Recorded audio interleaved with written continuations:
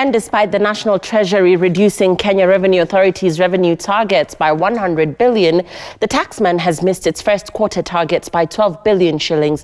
KRA Commissioner General Mburu Githii stated that there is still some loopholes that they need to seal to realize their targets.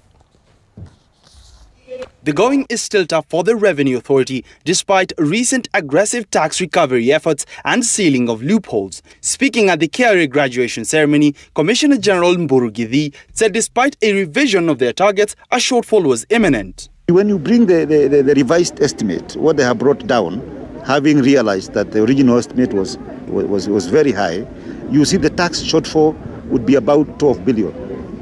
It is not much. It is something we are working towards meeting. So KRA is determined to meet that particular target for this particular year.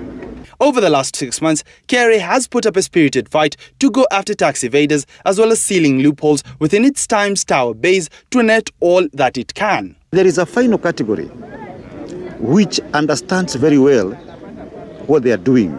Deliberately, they don't want to pay the tax at all. It is their business model not to pay taxes, to evade taxes.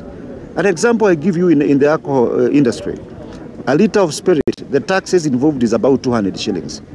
So someone will deliberately not pay so that they are able to sell their products cheaper. As the National Treasury, what we have decided is to work hand in hand with Kenya Revenue Authority.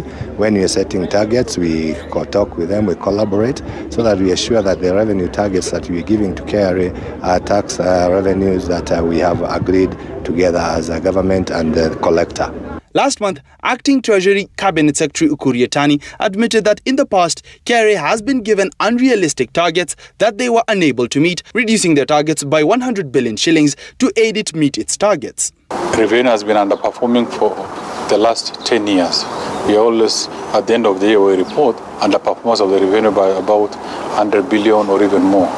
So to avoid going back, making budgets based on false assumption, this time we decided to be realistic. We know our deficit last year, we knew our deficit for the last number of years, so we have adjusted our revenue estimation to a figure that is near realistic. During the graduation for the Kenya School of Revenue Administration, 524 students graduated. Faisal Ahmed, Citizen TV.